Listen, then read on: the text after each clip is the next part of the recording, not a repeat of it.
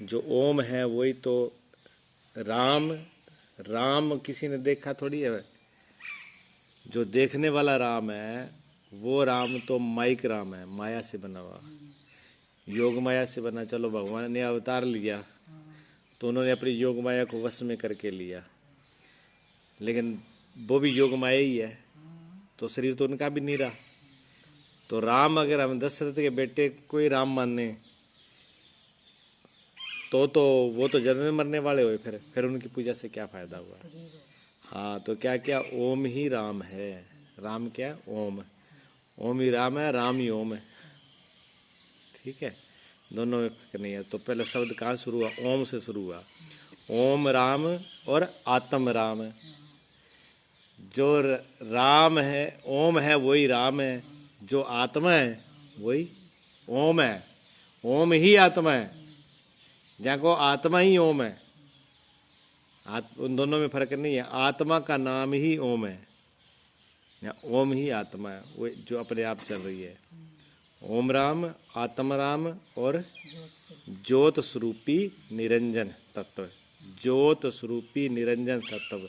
ज्योत स्वरूपी, ज्योत क्या है? ज्योत एक तो बाहर जलती है, एक तो ज्योत बाहर चलती है, तो बाहर जो ज्योत जल रही है वो तो उनको देख करके हमको भ्रम हो जाता है। परमात्मा तो ज्योत स्वरूप है, तो हम क्या देखते हैं? हम बाहर वाली ज्योत देखी है हमने, तो जो दीपक में जलती है, जहाँ और किसमें जलती है, जो प्रकाश, तो हम सोचते हैं परमात्मा की ज्योत ऐसे होगी। नहीं, ऐसे नहीं होती वो ज्योत है। कई लोग आंखें बंद करके ऐसा देखने लग जाते हैं, वे प्रकाश दिखाई दे, जहाँ ज्योत दिखाई दे, जहाँ ऐसा कुछ हो, तो वो मन में ये सोचते हैं भी प्रकाश दिखे, जहाँ ज्योत दिखे। दिखने भी लगता है, ऐसा नहीं है, प्रकाश भी होने, जब वृत्तियाँ रुक जाती है तो प्रकाश भी होता है, लेकिन उस प्रकाश को आत्मा परमात्मा नहीं माना। आत्मा का परमात्मा का प्रकाश है, ये बात तो मान ली भी, वो प्रकाश भी आत्मा का ही है, लेकिन वो प्रकाश आत्मा है ये नहीं है, ये भ्रम है। इस बात को समझ लो गौर से। जो भी ध्यान में बैठने में, पूजा बैठने में, थोड़ी देर बैठने में कोई ज्योति का दर्शन हो रहा है, जहाँ प्रकाश का दर्शन हो रहा है, वो आत्मा नहीं है। आत्मा फिर क्या है? जो उस प्रकाश को देख रहा है। ठीक है, जिसने उस प्रकाश को जो देख रहा है वो है आत्मा। तो और जो प्रकाश को, उस प्रकाश को भी जो देख रहा है, उस प्रकाश को भी जो प्रकाशित कर रहा है, यानी वो जो ज्ञान कर रहा है, ज्ञान का नाम ज्योत है। ज्योत किसका नाम है? ज्ञान का नाम। अंधकार और प्रकाश दो चीजें हैं।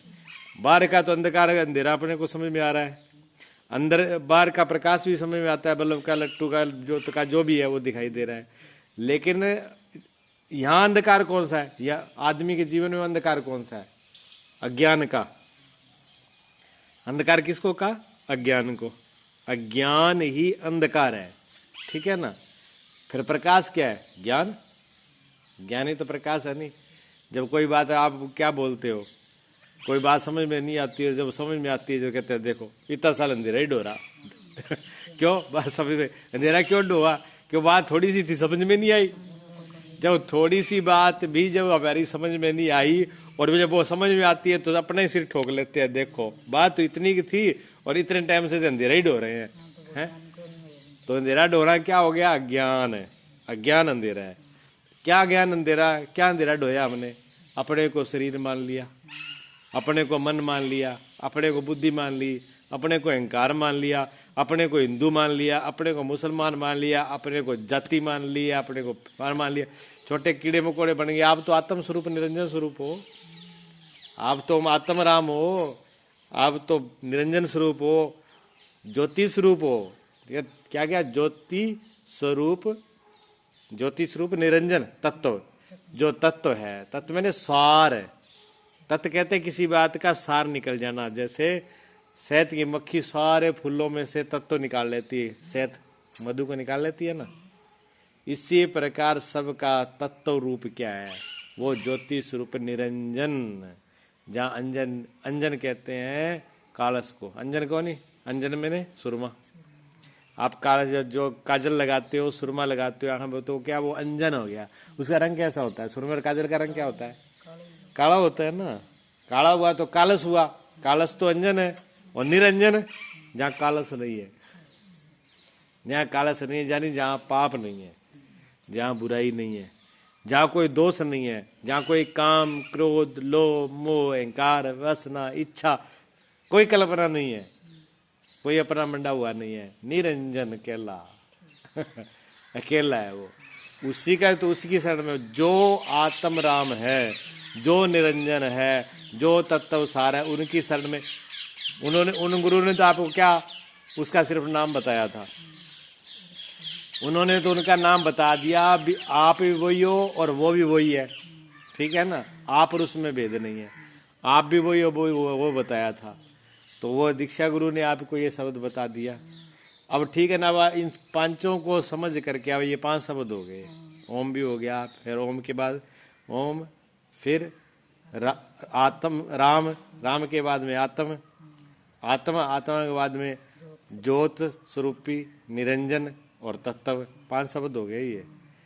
तो अगर इनको अलग अलग करोगे तो 5 रूप 5 हो गए ना, लेकिन अलग अलग नहीं, एक ही।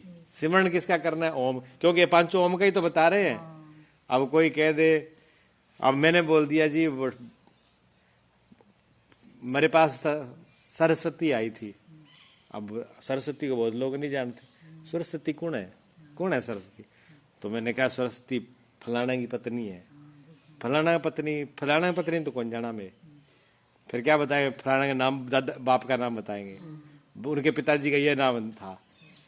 अच्छा, अब देखो, पहले खुद का नाम बताया, नहीं समझाया, फिर उनकी माँ का नाम बताया, फिर उनके घरवाले का नाम बताया, फिर उनके बाप का नाम बताया, फिर घर पहचान बताई, फलानी गली थाली गली के परले पास घर है ना उनका। अब 4 चीजें 5 चीजें बताई, हाँ अब आगे समझ में भाई है सरस्वती। अब और सारे बातों से क्या मतलब है? बात तो सरस्वती के समझने से है ना। तो सरस्वती समझ आ गई, तो अब एक ही शब्द की जरूरत है, अब 5 की जरूरत नहीं, एक ही ओम। अगर जाप करना हो तो सिर्फ ओमकार का, ओम का ही, ठीक है ना, जाप उसी के करना। ओम है बेसारा आ गया। ओम है क्या? ओम ही राम है, ओम ही आत्मा है, ओम ही निरंजन है, ओम ही तत्व है, ओम ही ज्योति है, ठीक है। ये तो ये शब्द हुआ। अच्छा, अब आपको जरूरत क्यों नहीं, क्यों करना था नाम भी? आपको नाम जपना ही क्यों है? बात ये है, मुझे सरस्वती का नाम क्यों याद रखना है? क्योंकि मुझे सरस्वती से मिलना है। जब मुझे सरस्वती से मिलना है तो मुझे सरस्वती का याद रखना पड़ेगा। याद रखने को क्या कहते हैं? सिमरन करना। सिमरन करना, सिमरन और याद एक ही बात है। अब मुझे आपसे मिलना है तो मुझे आपकी याद रखनी पड़ेगी। मैं ये सोचूं भूल ना जाऊं, क्यों? अगर नाम भूल गया तो फिर पूछूंगा क्या वहां जाके?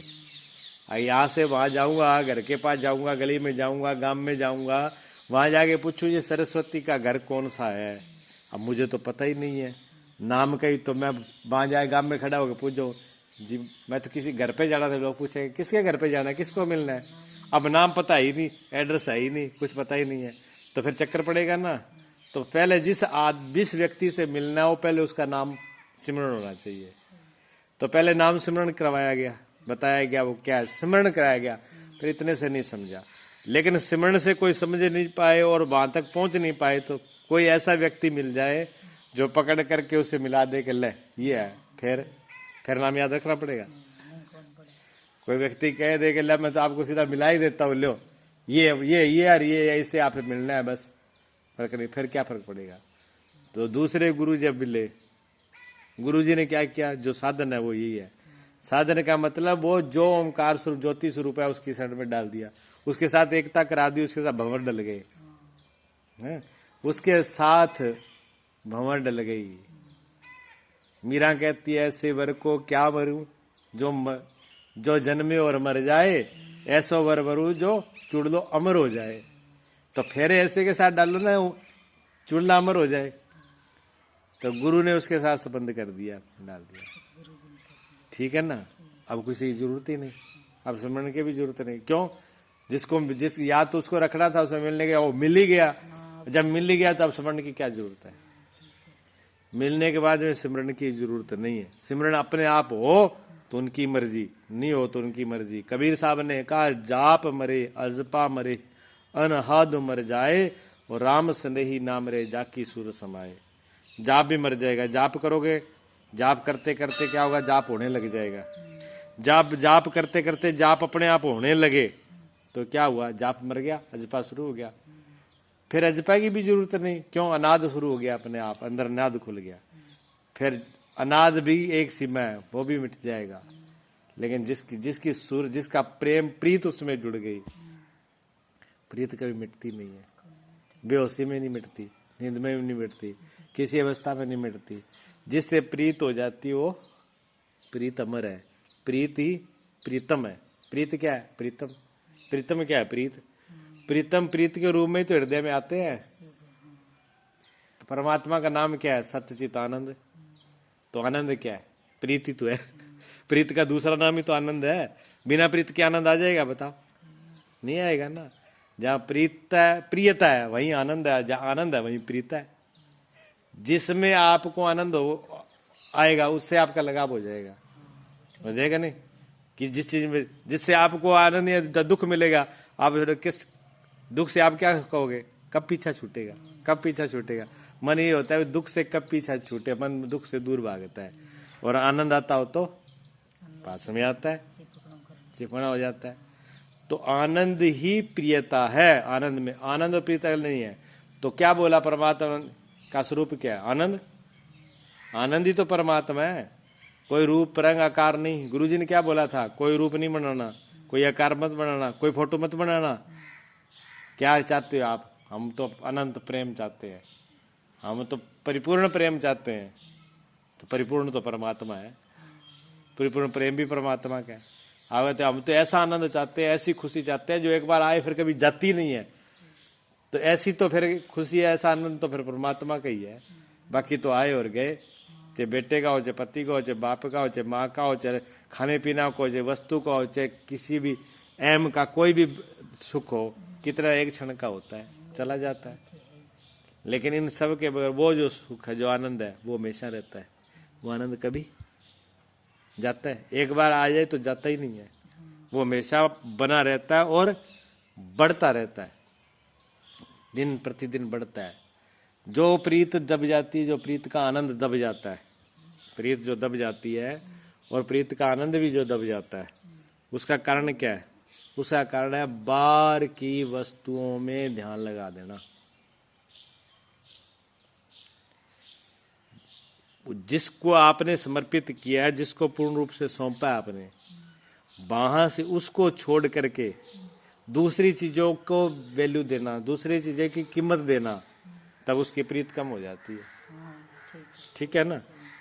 जब उसकी प्रीत कम हो जाती है तो फिर क्या होगा, फिर बेचैनी होगी, दुख होगा, पीड़ा होगी, फिर चैन नहीं मिलेगा कहीं।